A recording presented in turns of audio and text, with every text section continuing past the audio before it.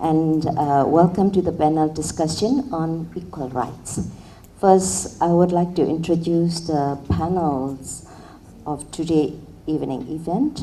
The very first, may I proudly present His Excellency, Mr. Derek Mitchell, and also the next is Ms.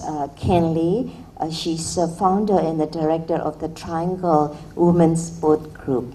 And the next gentleman is Mr. Jo Min San, the advocate and legal advisor from the Justice for All Legal Fund, as well as he's a ICJ, National Legal Advisor.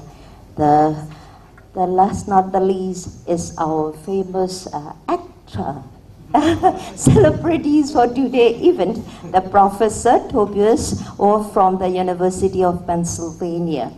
Now, I think it might be helpful to start with some definition. This panel is here to discuss equal rights and equal protection framework. So some of these ideas may be very new to us. No? So what do we mean we say equal right and equal protection under the law? That question should be suitable to the professor. Thank you. I think there are two basic ideas that we discuss when we talk about equal protection of the laws and equal rights. One idea is that the law, as it is written, should not systematically discriminate against groups of people. Laws frequently treat people differently when there are good reasons for doing so. But law should not engage in illegitimate forms of discrimination. And in particular, law should not write caste systems or write systematic inequality into, government should not write those forms of inequality systematically into the law. And so one idea that we mean when we discuss the concept of equal protection is this idea of how our laws are written. A second idea, which is equally important, is how our laws are enforced. And a law can be fair and neutral on its face, fair and neutral as it is written. But in the day-to-day details of how it is enforced, there can be inequities. And so a second idea of equal protection is that every person is equal before the law.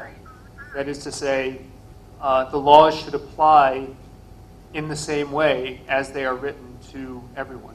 And the second thing that I'll say in response to the second part of your question about equality and citizenship, I would actually want to broaden the conversation to be, why is it important to talk about equal rights of all persons? And whether a person is a citizen or not a citizen, basic principles of equality, I think, are fundamental and are certainly a fundamental part of the American constitutional tradition, and I think many other constitutional traditions and many other principles of international law as well. There are some forms of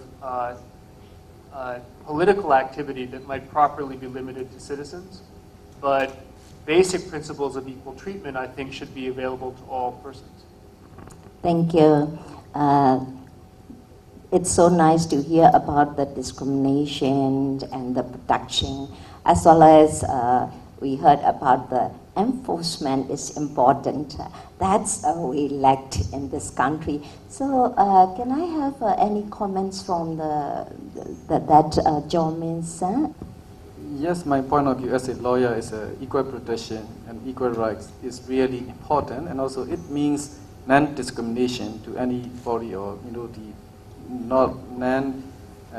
not to treat differently based on race, religion, color, or status, whatever matters. This is also included in the Constitution, in the current Constitution, as well as in 1947 Constitution.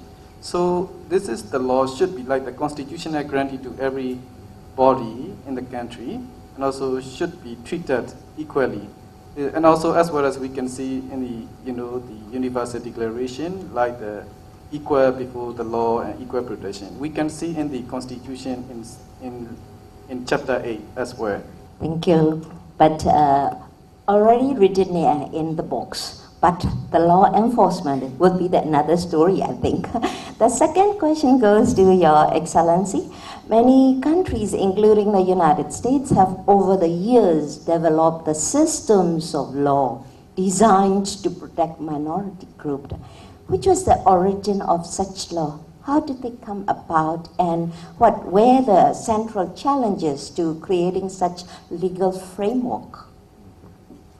Well, thank you. I'm not a constitutional law scholar or a legal historian, but you don't have to be. I think everyone here who knows the basics about American history knows that even though our founding creed in our Declaration of Independence, all are created equal, really said all men are created equal. We're working on the men part. We had to fix that later. But all are created equal is at the foundation of our country. That wasn't law. That was simply a statement at our independence about what we are about. That we not only have rights under law, but these rights are natural rights. These are granted to every individual at birth that we retain. It's an American ideal, but it came from British philosophy, and I'm sure there are other philosophies around the world and religions that believe that, about equality of every individual. But of course, at America's birth, we had slavery. Women were not allowed to vote.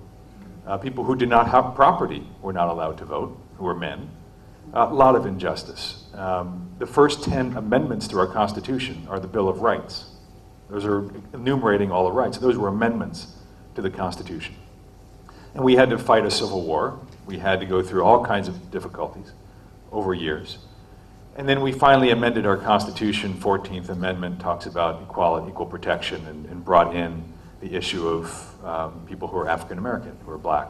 And then we granted the women's vote in 1920, and then further on. So minority protections, and I'm not sure if you can even say women are minority, because they're a majority, I think, in the United States, technically. Thank you for your comments. That's the lessons we should have to be learned.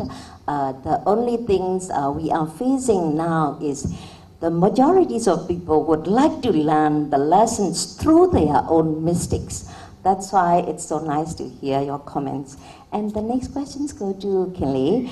When we talk about the equal rights in Myanmar, why is this issue important on your side? And which groups does this issue affect? Yeah, because we came from under the dictatorship, so we don't know much about the rights, any rights, because we are oppressed and the rights only for the privileged people. So although we are now on the part of the transitional democracy, but most of our ordinary civilians don't aware of their rights, their rights. They thought that the rights should be given by the states or taken away by the states. So this is really challenging at that moment. So that's why our civil society need to educate and raise awareness about the human rights issues. So everybody have a right to do whatever, but not to disturb or not to violate the other rights like that. So it is very important for us. Now we are, it is equal right is a little bit early for us, advanced for us to mention here. Now we are also claiming for the rights. Because we don't have, we feel like that we don't have at least the rights, the basic rights. Now we are trying to talk about the human rights or basic human rights. For example, like for the minority groups like disabled people and women and other vulnerables, they need the special rights to equal in every issue. So this is very important for us. Some people may say that this is too early to claim about their rights or women's rights or child rights like that. So I don't think so. That the rights should go together or the law should go together to be more inclusive for the women's disabled or children. Now the people who want to against our idea is that they said that it's not the right time to claim for the women's rights or freedom of religious or freedom of expression, something like that. So that's why it is very important for us to get the rights and equal rights.